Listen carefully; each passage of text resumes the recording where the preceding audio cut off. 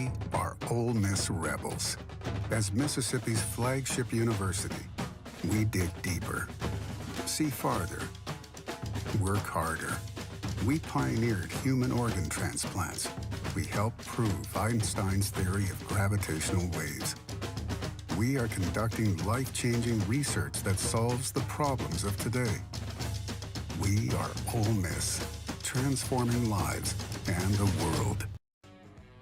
Hey, welcome to the POMcast with Stephen Willis. We're going to start in a few minutes, but I want to tell you to hit up our social sites, retweet, share, comment, like, do all of that stuff. It can only help us out and it'll make the show even better. But we're getting ready to give you a lot of good Ole Miss information, and I just thought I would tell you that because the POMcast is starting. Well, it's starting right now. Wait, no, that's a little early. It is starting right about now.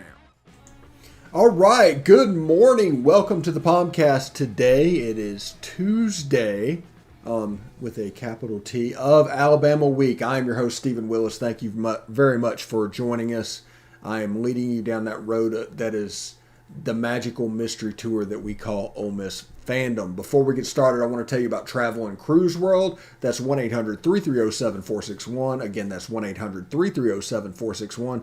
What I wanted to do with this ad was to give you a resource down here because we've been doing this for about 18 months now with the COVID stuff, and this will give you somebody on the ground in Central Florida. You're going to Disney, you're going to Universal, you're hitting the beaches, or any of the other numerous attractions that Central Florida can offer.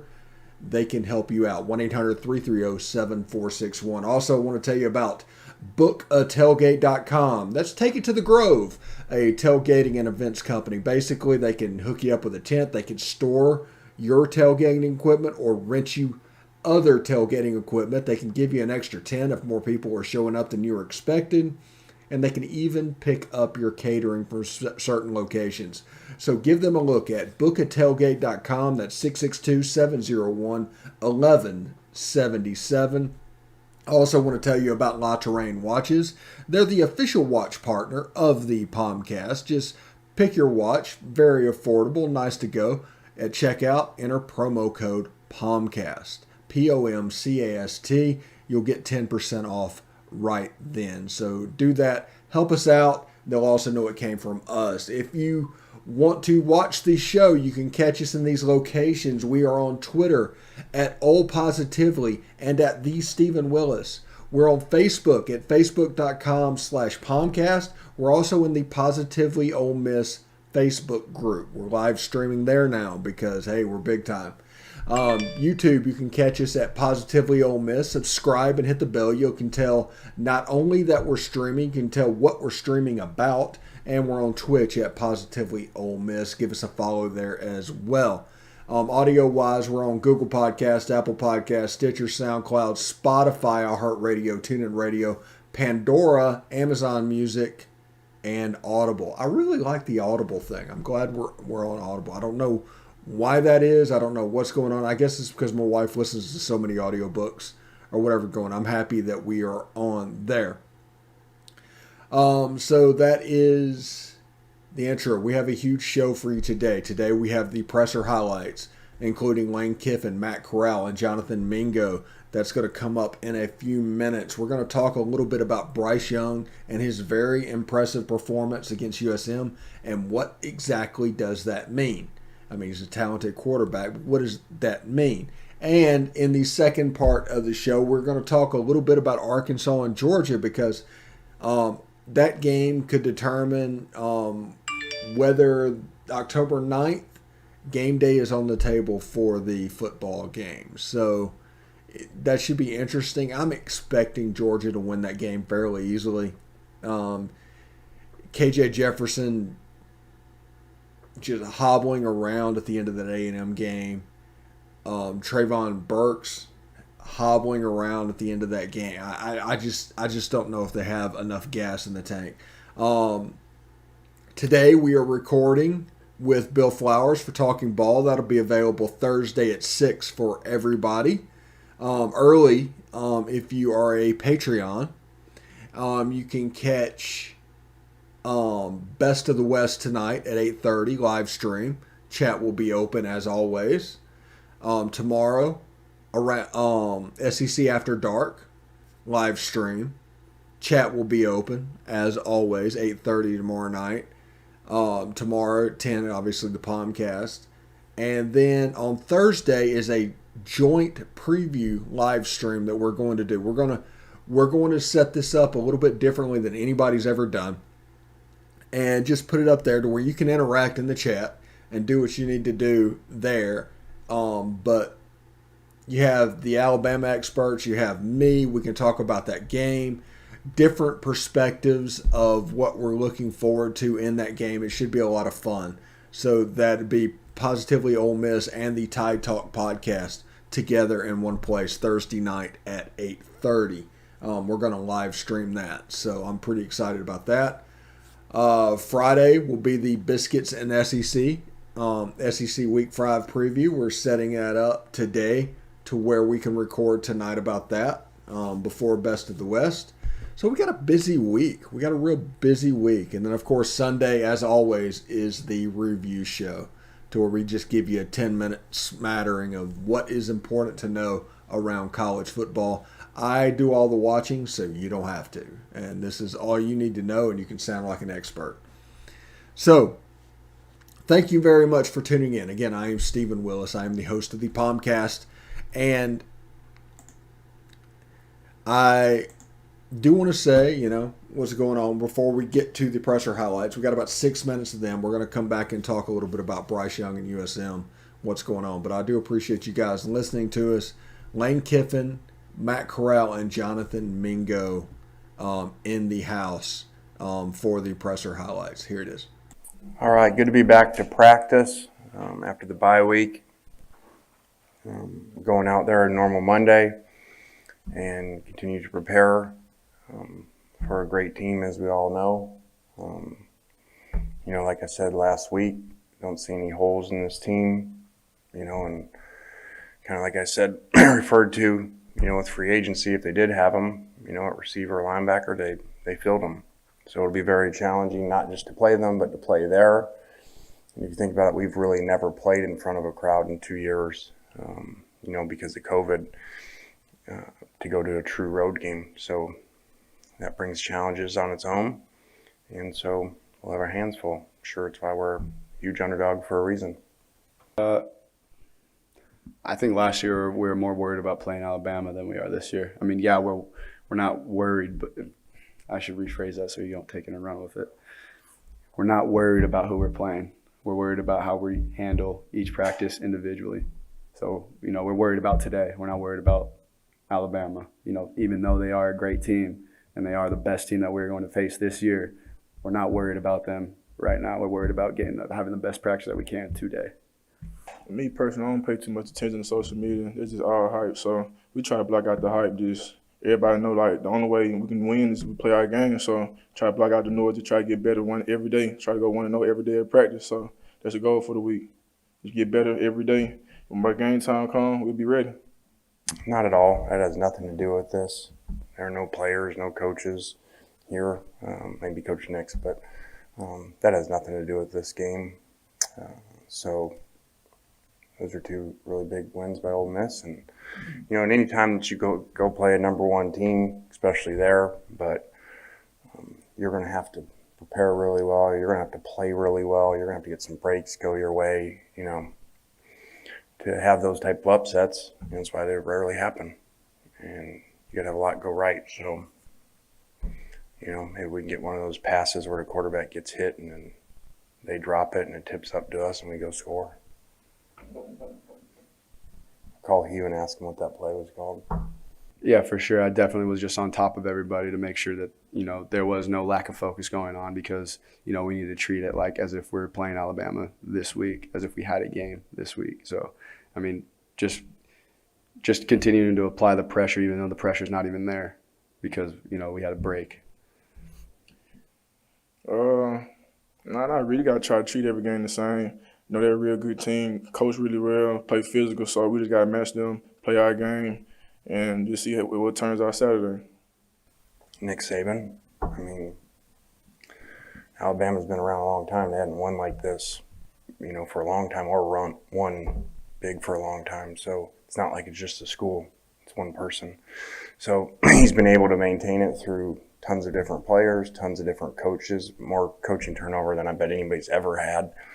And so it's by the way that he works. And probably more important than anything, the way that he recruits. You know, they got great players. I think last year we played them here and, you know, they had 6 first-rounders. We had 2 draft picks. So he's dominated in recruiting, and now with free agency, he gets to add on to that. And he said it himself when first asked about, free agency that, it was going to make the rich richer, and he was right. Honestly, they just asked me it when I come into here, but no, I mean that's like I said, that's not. That's cool, right? It's awesome that people are saying that, but I mean, it's not a point of focus. It's not. I'm not putting any energy into it. So I mean, the team shouldn't either, and they don't. No one comes up to me and talks about that, or here or there, like, dude, that's crazy. I mean, I'm like, and I'll tell them, bring them back down, like, yeah, but we still got to do this. We still got to do this. We got to handle this, and it's just really focusing on the now rather than later. So just being able to lock into every single detail that we're worrying about today, that's what's going to make us a better team. We're going to get more man this week. The other team ain't been playing much man, so we just got one-on-one matchups and make plays. Just normal crowd noise, like we always have for years. I don't think there's much more than you can do. I think more than the noise itself, I think is just staying poised when you're in an environment like that, not making mistakes just because of the energy level, more than the actual crowd noise itself affecting, your actual snap counts and plays. No, I mean, I didn't have a relationship, but I mean, we knew each other. We're cool with each other. I played him once when I was at Long Beach in Mater Dei, and he was at Mater Dei. They killed us. Mater Dei is ridiculous, but I mean, so is Alabama. So I mean, it's going to be a great team to go against, and it's going to be fun playing against them for sure. So we prepare for everything, drop 8, man. So whatever they throw at us, we ready. So just got to go out there and execute. Oh, he's got great weapons. He gets out of trouble. He's been very accurate, short to midfield. And you can see last week he basically had numbers that are hard to do on air, when you're going against nobody. So he's picked up really well. And again, there's another coaching change that they've picked up through, and, by far the #1 team in the country. All right, good to be back to practice after the bye week. All right, and the presser highlights right there with Lane Kiffin telling all about what needs to be done. Obviously, a lot of glad handing. It's not quite Lou Holtz to where South Carolina or Notre Dame would be playing against, Virginia, that would be 0-10 at that point, and he would talk about them like they were the Super Bowl champion New York Jets and what's going on.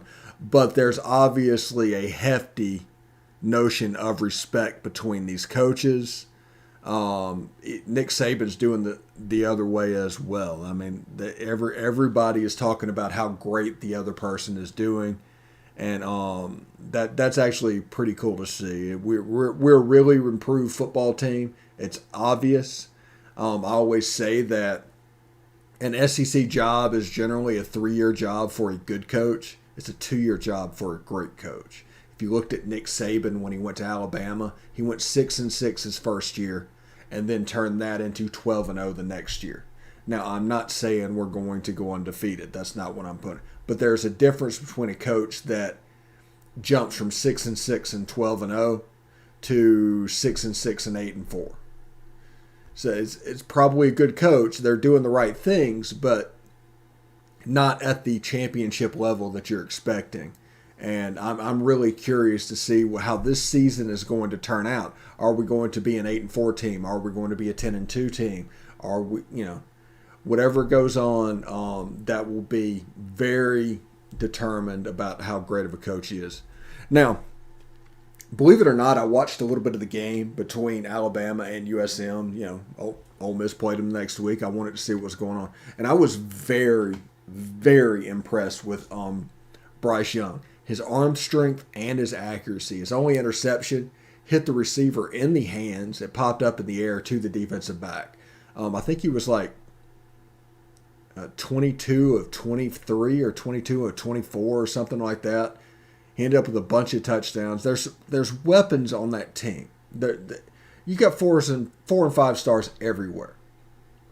And there's weapons on that team. But Bryce Young seems to be the guy that is stirring the drink at the moment for this team. Now, Jameson Williams has like 5 touchdowns, and they're all over like 80 yards. It's something absolutely ridiculous.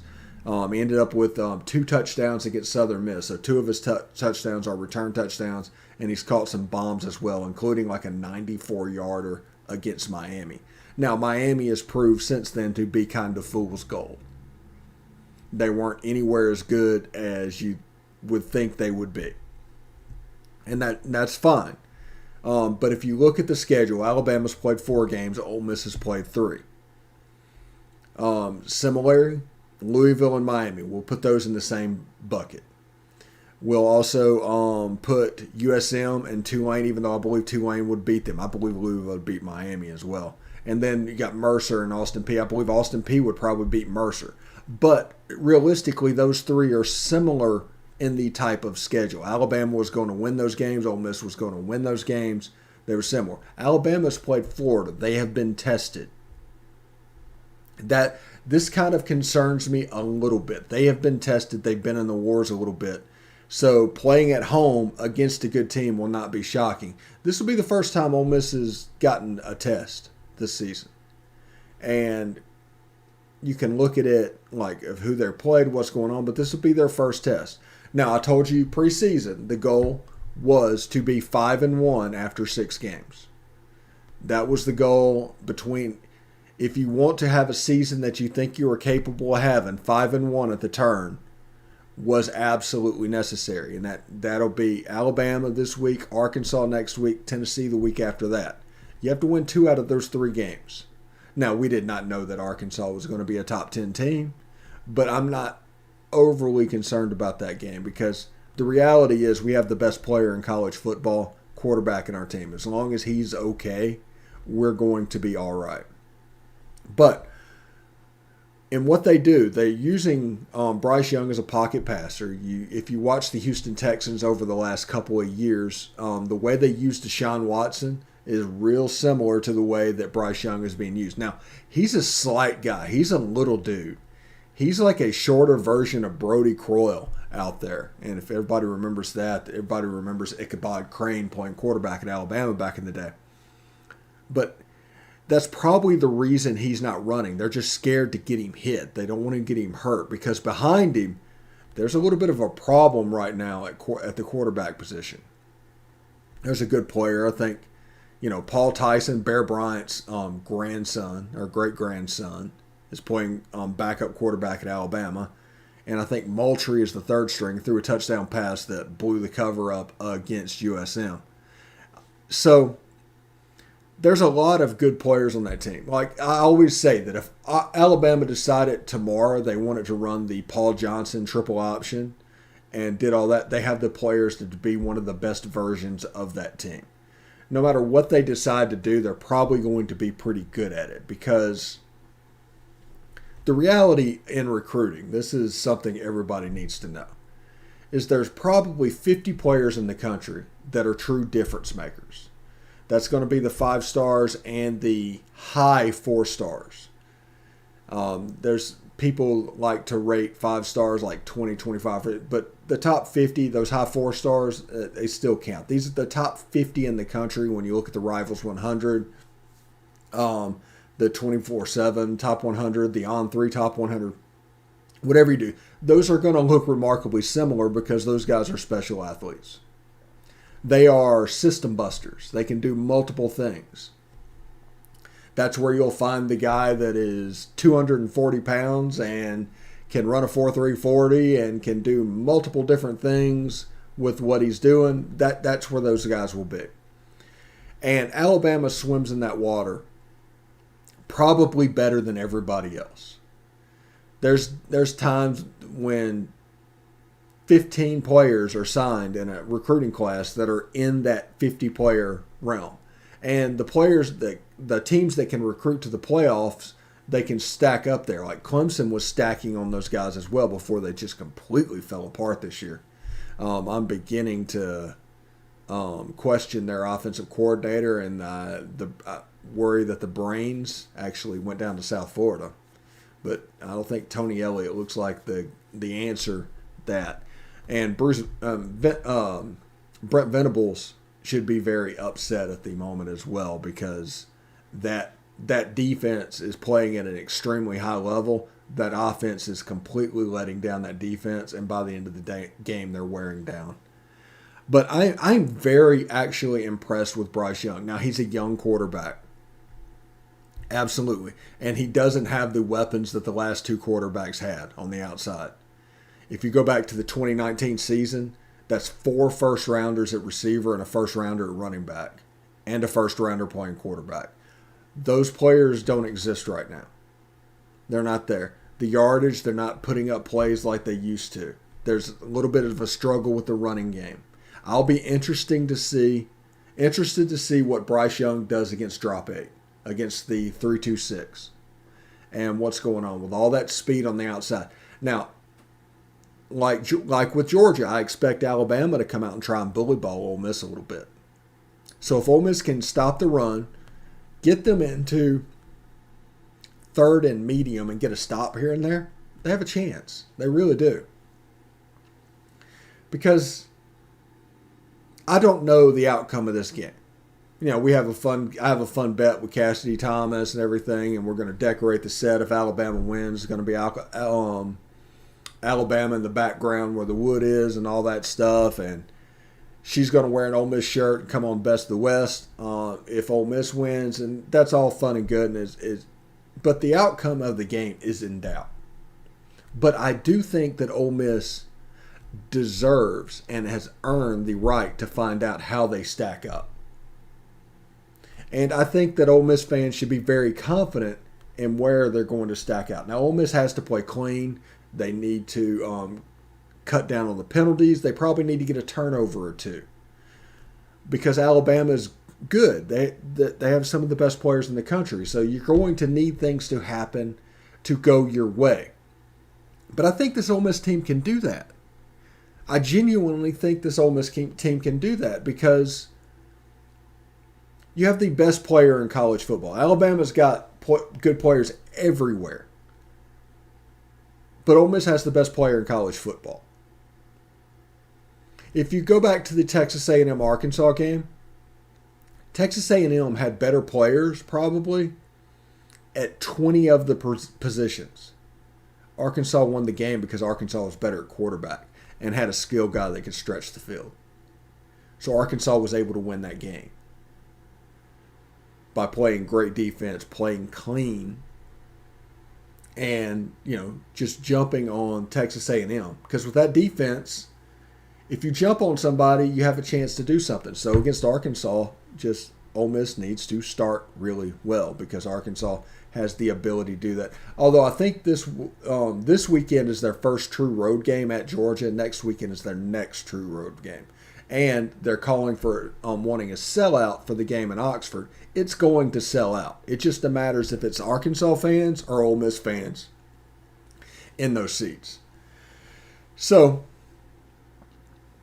I'm impressed with Bryce Young. I think he's a really good quarterback. He's a young guy. I think he can be confused. I think he can be gotten a little bit. I don't know if he'll be able to be gotten when he's a junior next year, but he can be gotten a little bit right now. So enjoy the game. Enjoy watching Bryce Young. He throws a really nice ball. He really does. You'll see that Saturday. It looks a little bit like Matt Corral. Also, Bryce Young, Matt Corral, JT Daniels, all from California. That's weird. That's kind of odd. I think Ken Seals is from Texas. KJ Jefferson's from Mississippi. Will Rogers is from Mississippi. Max Johnson, I don't know exactly where he's from. Maybe Florida. I think Calzada is from Georgia. It's weird. It's just a weird situation with quarterbacks and where they're from. And there's a recruiting dynamic that is changing currently inside college football. Everybody is becoming national recruiters. Now, you go and look at it, and used to back in the day, you could draw a circle, and we did draw a circle around Oxford. And like, this is our 4-hour home area. And that went up to almost Nashville. I think we counted Nashville. And it went all the way around, and it went down almost to Hattiesburg, and that was our home area.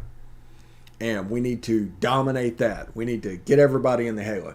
Well, that doesn't really happen anymore.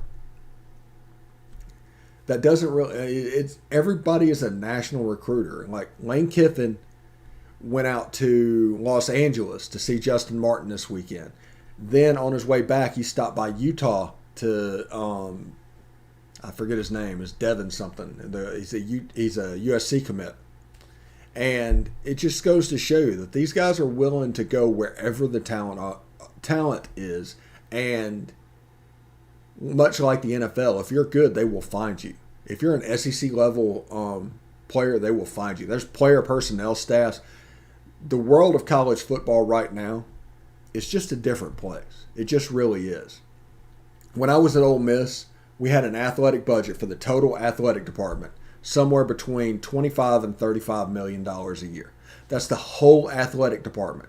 Softball, the whole 9 yards. We've got the same number of sports now as we had then. Now our athletic budget is north of $100 million, and it's only going to go up. Once the money for the new Disney contract comes in, it's going to come up. The SEC is already at a point where they're projected to make as much money as the NCAA. That's absolutely nuts. Absolutely nuts. And let's...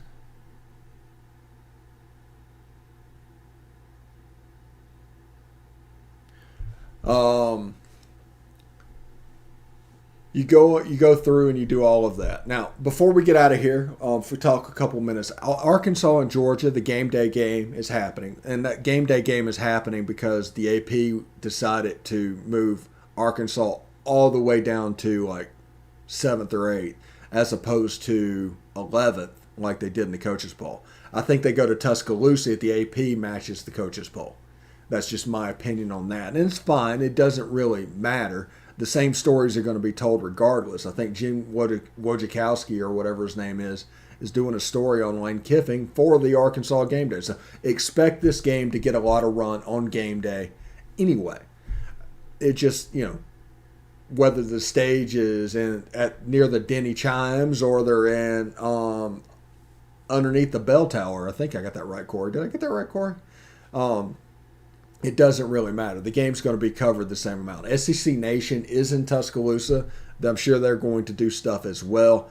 What we do and what Arkansas does. Arkansas is honestly a B- version of us. They're probably better on defense and we're better on offense. But Kendall Briles and Jeff Lebby are from the same tree. They were on the same staff.